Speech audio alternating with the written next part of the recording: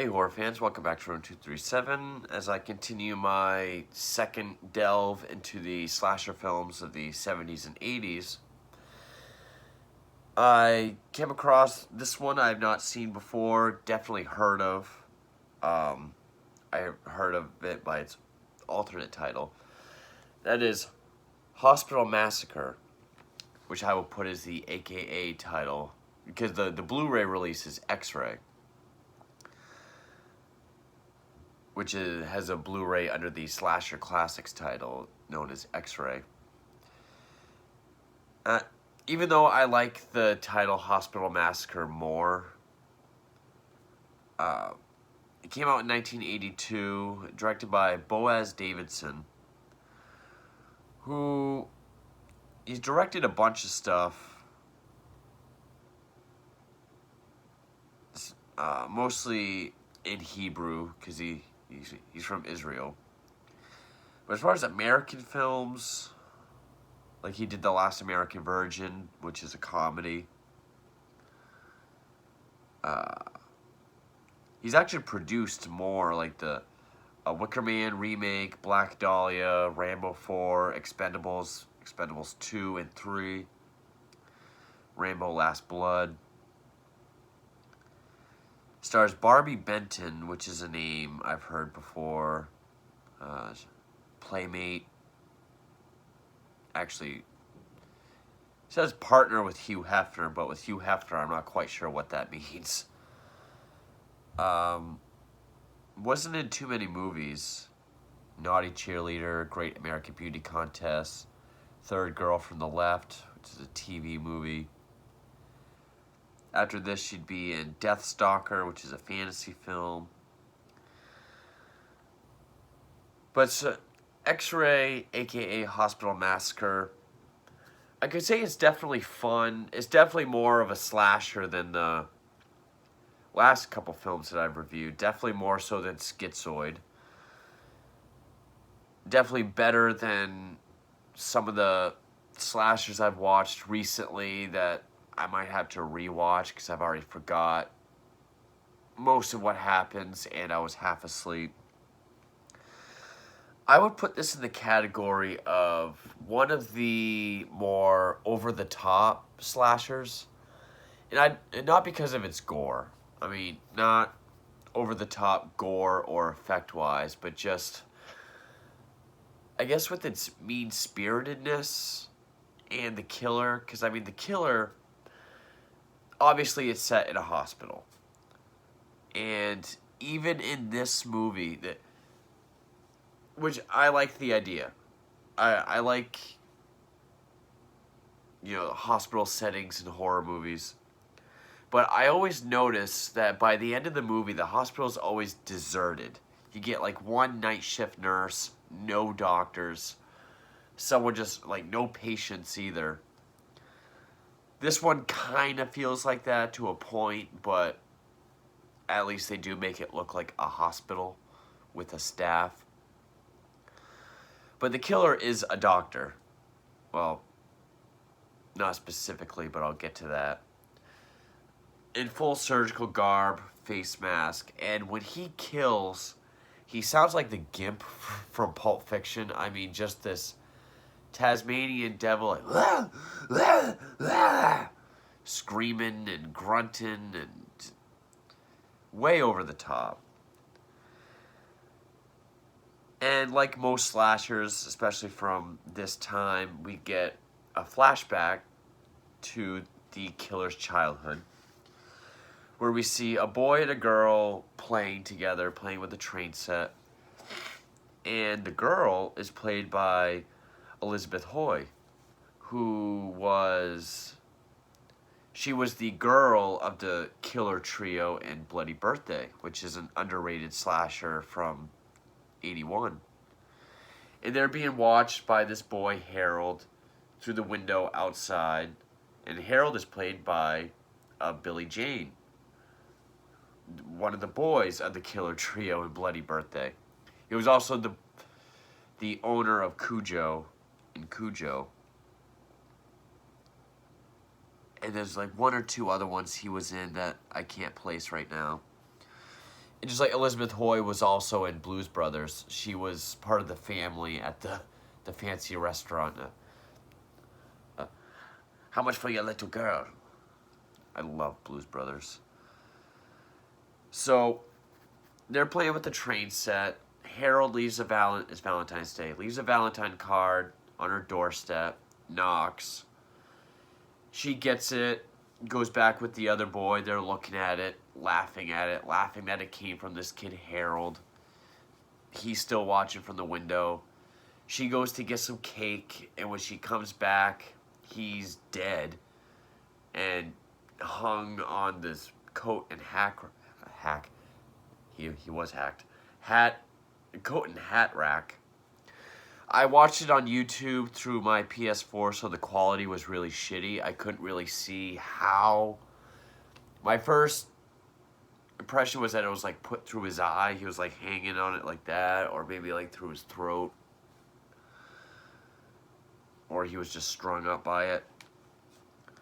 But that was in 1961, so we jump 19 years later. It takes place in 81. Susan was the name of the girl. She's now been divorced, has a daughter.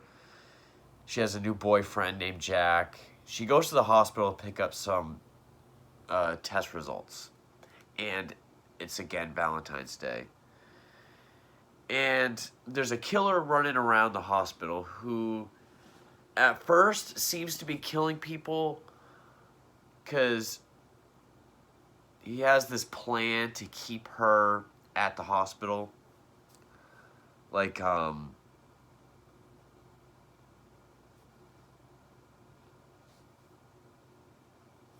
there's this one lady who types out lab results.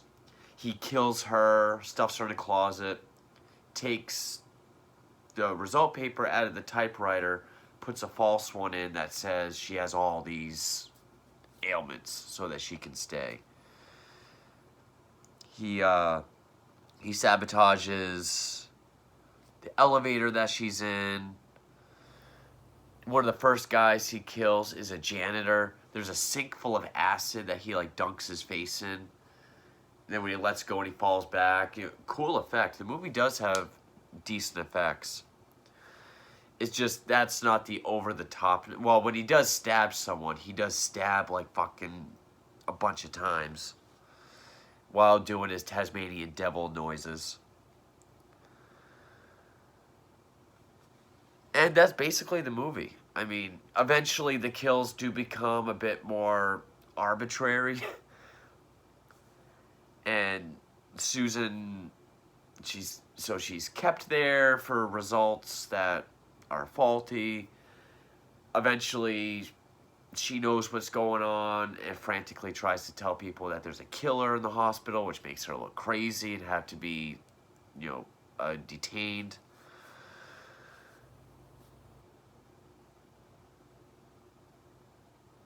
And, I'm pausing because I'm trying to think of some of the deaths. Like, this other guy gets killed with a radial surgical saw. Another guy gets decapitated with a hatchet. And then at the end, we find out who the killer is. I would say it's definitely entertaining. I like the setting. I like slasher films that, even though there's a lot, like, other people will say, well, that one movie's a hospital slasher because there's that one scene, set in a hospital. Like Halloween 2. I would say I like Halloween 2 more than this, but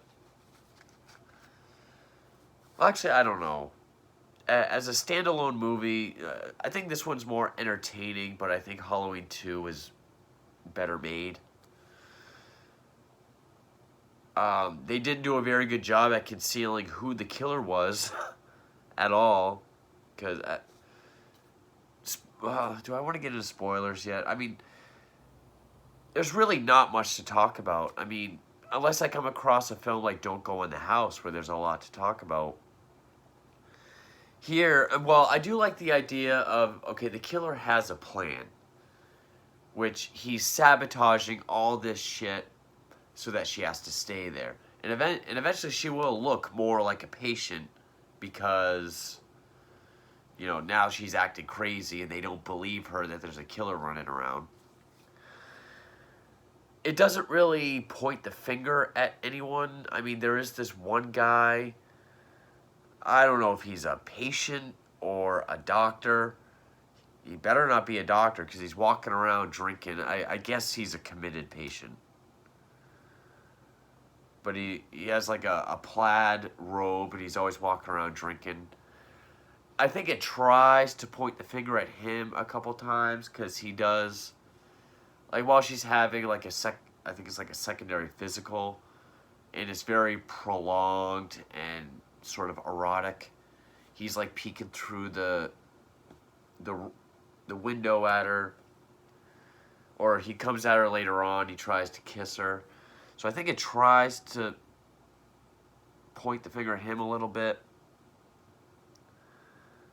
I will say they could have done a better job at the concealment of the character of the killer in a number of ways. One, not making him who he was throughout the film, because yes, it is someone that we do see throughout the film, like with her doctor. Yeah. Okay, spoilers. One, can I recommend it? It's on YouTube. If you're a slasher fan, I'm sure you'll be entertained. I mean, I was entertained. It had a decent amount of kills. It wasn't the goriest I've ever seen, but it had its effects. It had its blood. It was a bit over the top with how the killer acted and killed these people. The pacing was, I mean, at 89 minutes, it did go at a steady pace. I mean, the kills were spread out enough. It wasn't like, what was the one that I reviewed recently? So forgettable of a film. I already forgot which one it was I talked about. Where it was like all the kills were like pushed to the last like 20 minutes. It wasn't like that. The kills are throughout the film. So yeah, I can recommend it. It's not the best. I wouldn't put this in the top. If I were to do another top 10 of underrated or standalone or obscure slasher films, it might not make it, but it's definitely entertaining enough. So spoilers, the killer is her doctor's intern, Harry. That's right. Assuming she didn't grow up with this kid after that, I mean, you think she would, I mean, this is coming from someone who graduated with kids he went to school with since elementary school. So you think she would recognize him unless he or she moved away at some point in their life in the last 19 years. They could have done a better job at making it, you know, someone she wasn't as close to throughout the film. Again, that works with giallos a lot. But also, having it be that major or that big of a character and naming him Harry, short for Harold, which we've already established was the name of the killer kid. Unless this movie didn't really give a shit about the concealment of the killer, even though he is masked, and she finds out when she does demask him. But the killer does set up some good scenes, like, there's a part where she goes back to her room and there's a cake very similar to the one from the intro of the film, and her boyfriend's head is in it. It was her boyfriend's head. Because two people... No, just one got decapitated. It was, well, the doctors eventually do pick up on the fact that her test results were fucked with, and they think someone is messing with her, just not a killer. But like her boyfriend fell asleep in the car in the parking lot, and then he goes in there, and um, he gets lured into this room where he's decapitated with the surgical saw.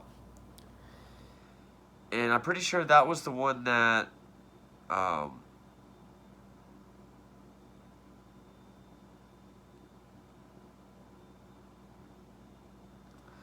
oh, because there's a box in her room. She opens it. It's her boyfriend's head.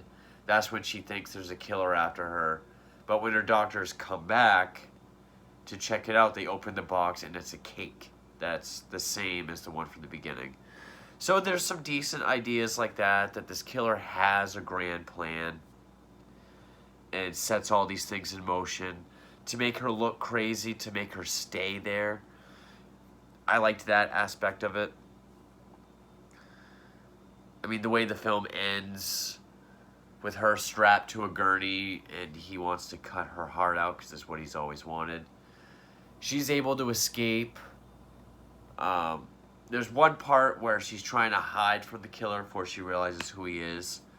Drops her lighter and tries to get it back. She's hiding behind one of those curtains that you wheel around.